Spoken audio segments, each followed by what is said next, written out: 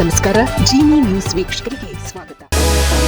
ಇತ್ತೀಚೆಗೆ ನಡೆದ ಉಡುಪಿ ಪರ್ಯಾಯೋತ್ಸವದ ಸಂದರ್ಭದಲ್ಲಿ ಉಡುಪಿ ಜಿಲ್ಲಾಧಿಕಾರಿಗಳು ಭಗವದ್ ಧ್ವಜಾರೋಹಣ ನೆರವೇರಿಸಿದ್ದರು. ಈ ವಿಚಾರ ಈಗ ರಾಜ್ಯ ರಾಜಕಾರಣದಲ್ಲಿ ಕಾಂಗ್ರೆಸ್ ಮತ್ತು ಬಿಜೆಪಿ ನಡುವೆ ದೊಡ್ಡ ಮಟ್ಟದ ವಾಕ್ಸಮರಕ್ಕೆ ಕಾರಣವಾಗಿದೆ. ಧಾರ್ಮಿಕ ಸಂಪ್ರದಾಯದ ಭಾಗವಾಗಿ ನಡೆದ ಜಿಲ್ಲಾಧಿಕಾರಿಗಳ ಭಗವದ್ ಧ್ವಜಾರೋಹಣವು ಈಗ ರಾಜಕೀಯ ಬಣ್ಣ ಪಡೆದುಕೊಂಡಿದೆ. ಒಂದು ಕಡೆ ಬಿಜೆಪಿ ಇದನ್ನು ಸನಾತನ ಸಂಸ್ಕೃತಿಯ ಗೌರವ ಎಂದು ಶ್ಲಾಘಿಸುತ್ತಿದ್ದರೆ, ಕಾಂಗ್ರೆಸ್ ನಾಯಕರು ಸರ್ಕಾರಿ ಅಧಿಕಾರಿಗಳು ಧಾರ್ಮಿಕ ಸಂಕೇತಗಳನ್ನು ಪ್ರದರ್ಶಿಸುವುದು ಸಂವಿಧಾನ ಬಾಹಿರ ಎಂದು ಟೀಕಿಸುತ್ತಿದೆ. ಕಾಂಗ್ರೆಸ್ ಪಕ್ಷದ ಹಲವು ಮುಖಂಡರು ಹಾಗೂ ಪ್ರಗತಿಪರ ಚಿಂತಕರು ಜಿಲ್ಲಾಧಿಕಾರಿಗಳ ಈ ನಡೆಯನ್ನು ಪ್ರಶ್ನಿಸಿದ್ದಾರೆ. ಜಿಲ್ಲಾಧಿಕಾರಿ ಎನ್ನುವವರು ಸರ್ಕಾರದ ಪ್ರತಿನಿಧಿ. ಅವರು ಜಾತ್ಯತೀತವಾಗಿ ಕಾರ್ಯನಿರ್ವಹಿಸಬೇಕು.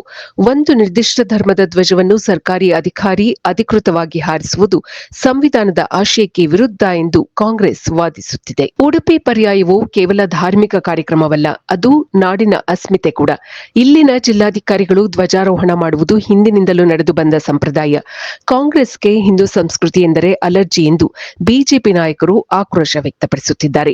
ಈ ವಿವಾದದ ನಡುವೆಯೂ ಉಡುಪಿ ಜಿಲ್ಲಾಡಳಿತವು ಸ್ಪಷ್ಟನೆ ನೀಡಲು ಪ್ರಯತ್ನಿಸಿದೆ. ಇದು ಕೇವಲ ಸಂಪ್ರದಾಯದ ಗೌರವಾರ್ಥ ಮಾಡಿದ ಕಾರ್ಯ. ಇದಕ್ಕೆ ಯಾವುದೇ ರಾಜಕೀಯ ಉದ್ದೇಶವಿಲ್ಲ ಎಂದು ಜಿಲ್ಲಾಡಳಿತ ಸ್ಪಷ್ಟನೆ ನೀಡಿದೆ. ಉಡುಪಿ ಪರ್ಯಾಯ ಎನ್ನುವುದು ಕೇವಲ ಧಾರ್ಮಿಕ ಕಾರ್ಯಕ್ರಮವಲ್ಲ, ಇದು ಇಡೀ ನಾಡಿನ ಸಾಂಸ್ಕೃತಿಕ ಪರಂಪರೆ.